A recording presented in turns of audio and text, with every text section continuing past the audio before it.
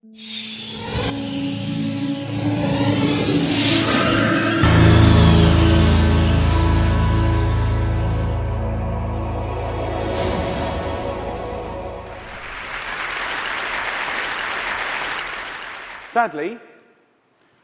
in the next 18 minutes when I do our chat, 4 Americans that are alive will be dead through the food that they eat. My name's Jamie Oliver. I'm 34 years old. I'm from Essex in England. And for the last 7 years, I've worked fairly tirelessly to save lives in my own way. I'm not a doctor. I'm a chef. I don't have expensive equipment or medicine. I use information, education. I profoundly believe that the power of food has a primal place in our homes that binds us to the best bits of life. We have an awful, awful reality right now. America, you're at the top of your game. This is one of the most unhealthy countries in the world. Can I please just see a raise of hands for how many of you have children in this room today? Please put your hands up. Aunties, uncles, you can continue to put your hands up. Aunties and uncles as well? Most of you. Okay. We, the adults of the last 4 generations, have blessed our children with the destiny of a shorter lifespan than their own parents. Your child will live a life 10 years younger than you because of the landscape of food that we've built around them. 2/3 of this room today in America are statistically overweight or obese. You lot, you're all right, but we'll get you eventually, don't worry. Right? The statistics of bad health are clear, very clear. We spend our lives being paranoid about death, murder, homicide, you name it. It's on the front page of every paper, CNN. Look at homicide at the bottom, for God's sake. Right?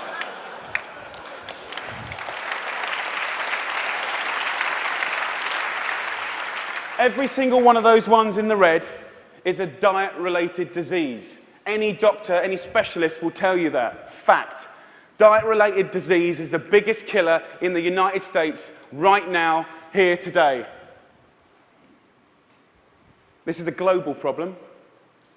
It's a catastrophe. It's sweeping the world. England is right behind you, as usual.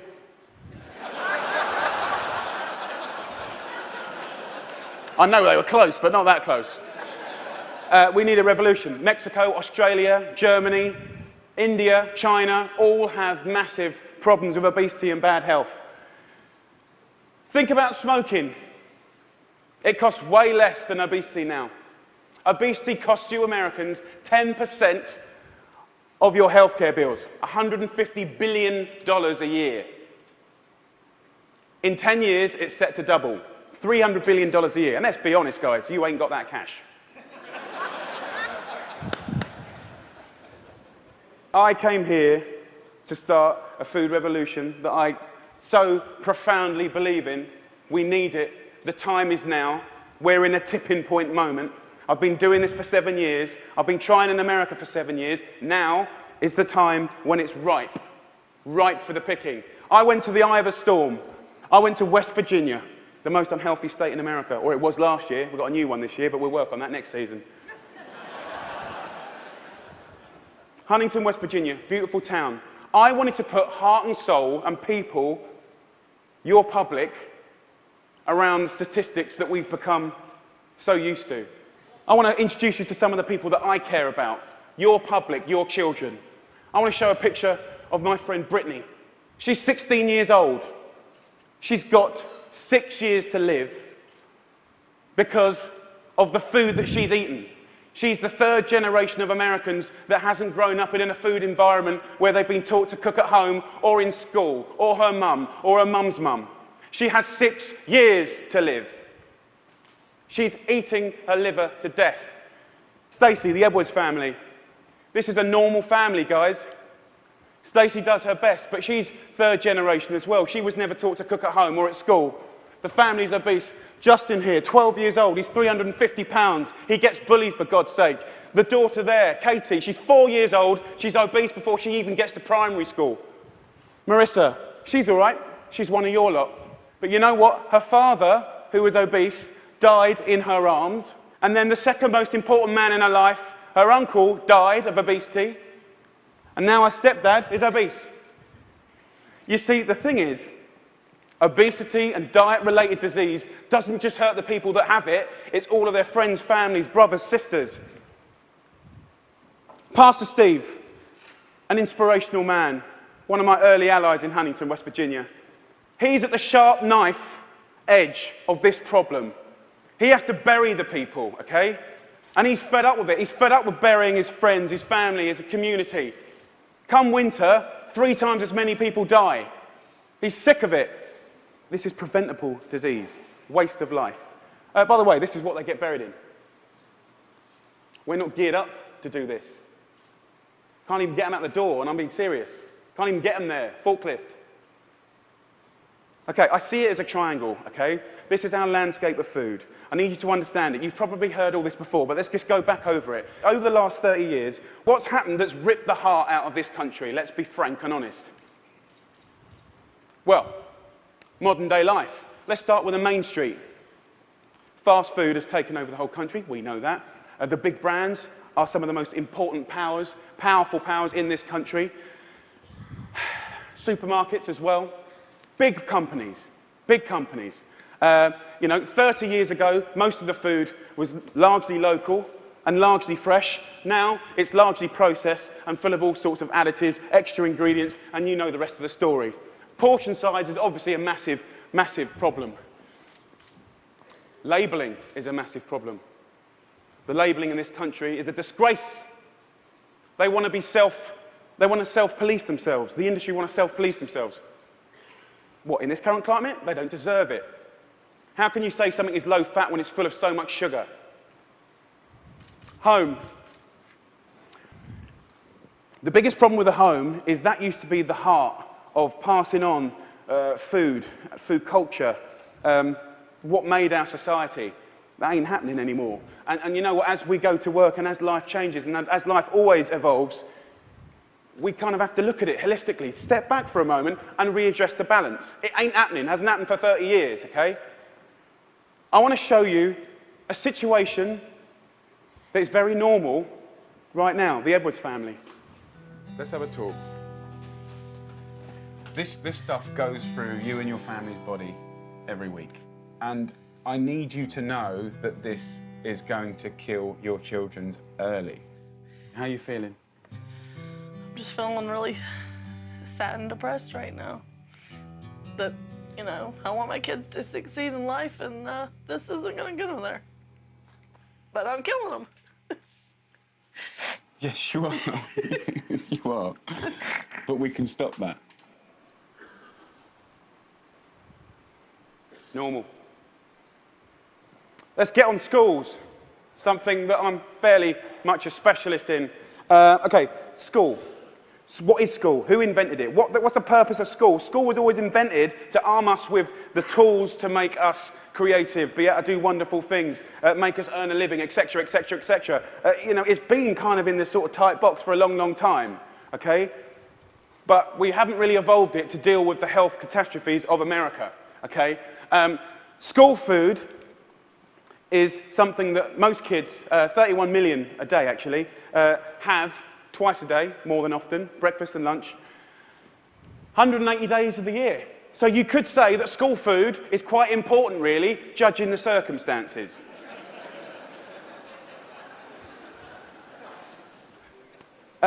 Before I crack into my rant, which I'm sure you're waiting for, I need to say one thing, and it's so important in hopefully the magic that happens and unfolds in the next 3 months. The lunch ladies, the lunch cooks of America, I offer myself as their ambassador. I'm not slagging them off. They're doing the best they can do.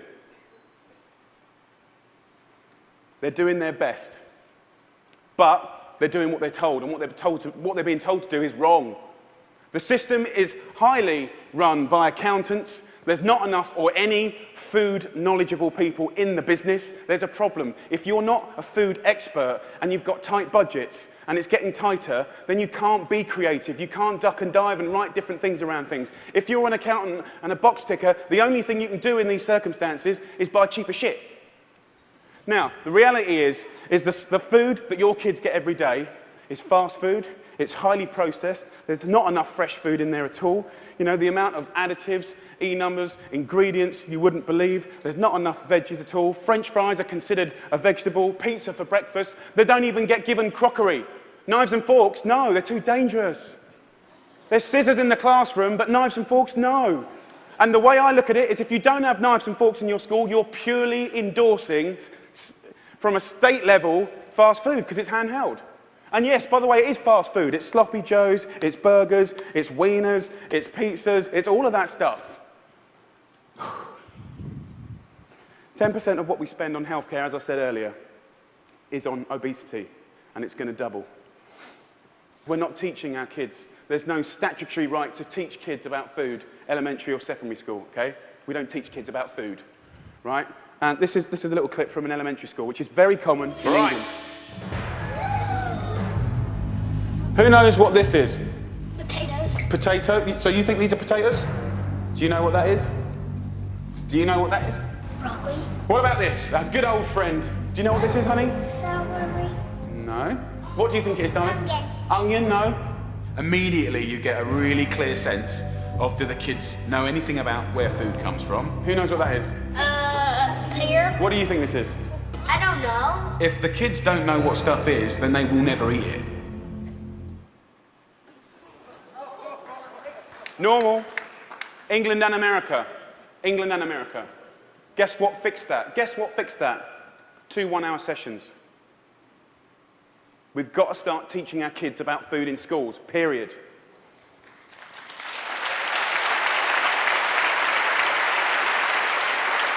I want to tell you about something that kind of epitomizes the trouble that we're in, guys, okay? I want to talk about something so basic as milk. Every kid has the right to milk at school. Your kids will be having milk at school, breakfast and lunch, right? They'll be having 2 bottles, okay? And most kids do. But milk ain't good enough anymore because someone at the milk board, right, and don't get me wrong, I support milk, but someone at the milk board probably paid a lot of money for some geezer to work out that if you put loads of flavourings and colourings and sugar in milk, right, more kids will drink it. Yeah. And obviously, you know, now that's going to catch on. The Apple board is going to work out that if they make toffee apples, they'll eat more apples as well. Do you know what I mean? For me, there ain't no need to flavour the milk, okay? There's sugar in everything. I know the ins and outs of those ingredients. It's in everything. Even the milk hasn't escaped the kind of modern day problems. There's our milk, there's our carton. In that is nearly as much sugar as one of your favourite cans of fizzy pop, and they're having 2 a day. So, let me just show you. We've got one kid here having, you know, 8 tablespoons of sugar a day, you know. There's your week, there's your month, and I've took the liberty of putting in just the 5 years of elementary school sugar, just from milk. Now, I don't know about you guys, but judging the circumstances, right, any judge in the whole world would look at the statistics and the evidence, and they would find any government of old guilty of child abuse. That's my belief.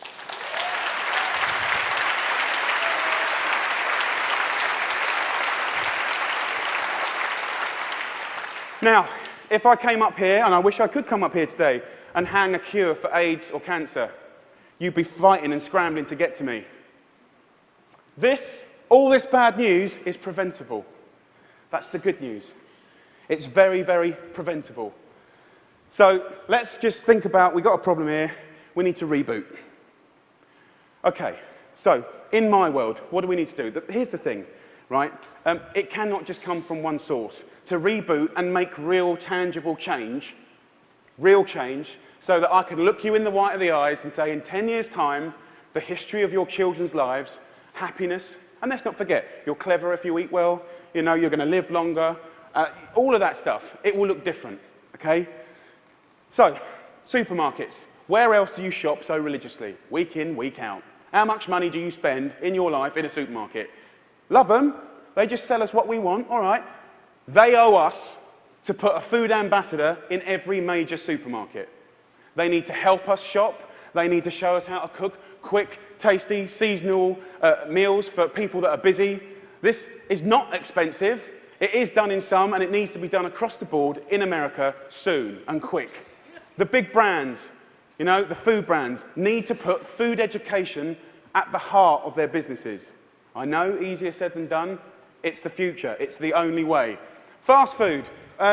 With the fast food industry, you know, it's very competitive. I've had loads of secret papers and dealings with fast food restaurants. I know how they do it. I mean, basically, they've weaned us on to these hits of sugar, salt, and fat, and X, Y, and Z, and everyone loves them, right? So these guys are going to be part of the solution, but we need to get the government to work with all of the fast food purveyors and the restaurant industry, and over a 5, 6, 7 year period, wean us off the extreme amounts of fat, sugar, fat, and all the other non-food ingredients. Now, also, back to the sort of big brands, labelling, I said earlier, is an absolute farce and has got to be sorted.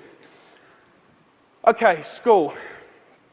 Obviously, in schools, we owe it to them to make sure those 180 days of the year, from that little precious age of 4 to 18, 20, 24, whatever, they need to be cooked proper, fresh food from local girls on site, okay? There needs to be a new standard of fresh, proper food for your children. Yeah?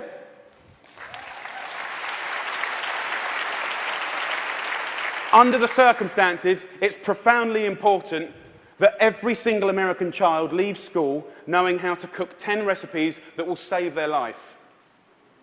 Life skills.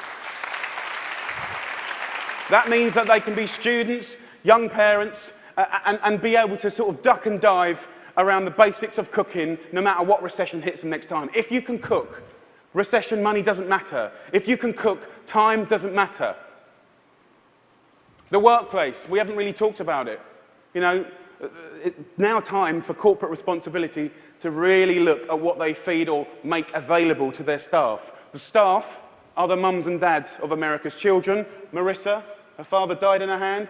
I think she'd be quite happy if corporate America could start feeding their staff properly. Definitely, they shouldn't be left out. Let's go back to the home. Now, look, if we do all this stuff, and we can, it's so achievable. You can care and be commercial, absolutely. But the home needs to start passing on cooking again, for sure, for sure. Pass it on is a philosophy. And for me, it's quite romantic, but it's about if one person teaches 3 people how to cook something, you know, and they teach 3 of their mates, that only has to repeat itself 25 times, and that's the whole population of America. Romantic, yes, but most importantly, it's about trying to get people to realise that every one of your individual efforts makes a difference. We've got to put back what's been lost. Huntington Kitchen.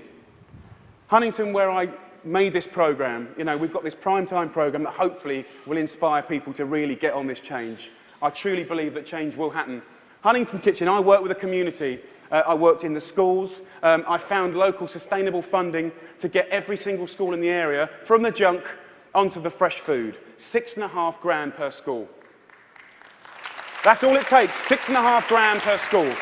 The kitchen is 25 grand a month, okay? This can do 5,000 people a year, which is 10% of their population, and it's people on people. You know, it's local cooks teaching local people. It's free cooking lessons, guys. Free cooking lessons in the main street.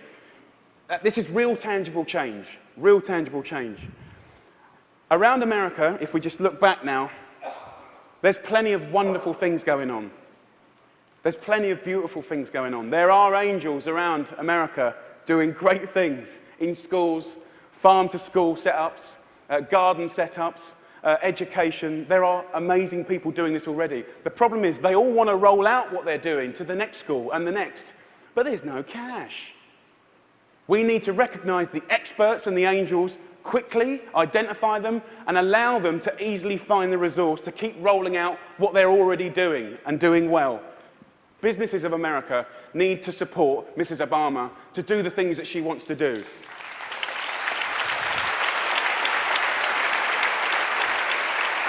And look, I know it's weird having an English person standing here before you talking about all this. All I can say is I care. I'm a father, and I love this country. And I believe truly, actually, that if change can be made in this country, beautiful things will happen around the world. If America does it, I believe other people will follow. It's incredibly important.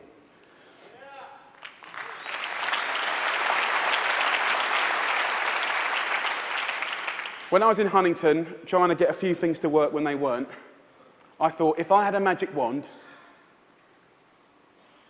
what would I do?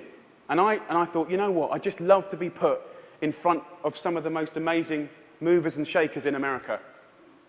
And a month later, Ted phoned me up and gave me this award. I'm here. So my wish.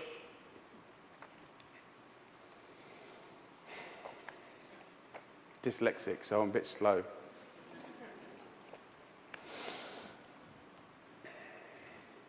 My wish is for you to help a strong, sustainable movement to educate every child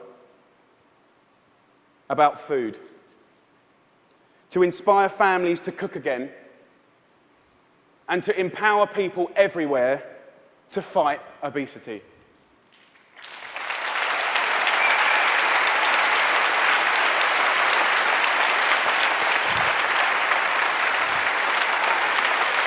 Thank you.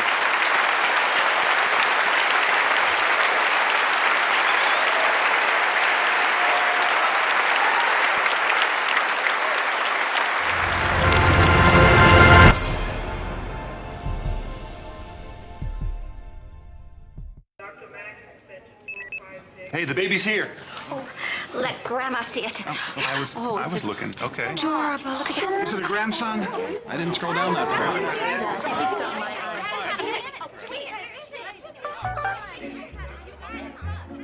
It's a boy. Check it out. Share photos instantly, only on the Galaxy S3. You dropped the baby.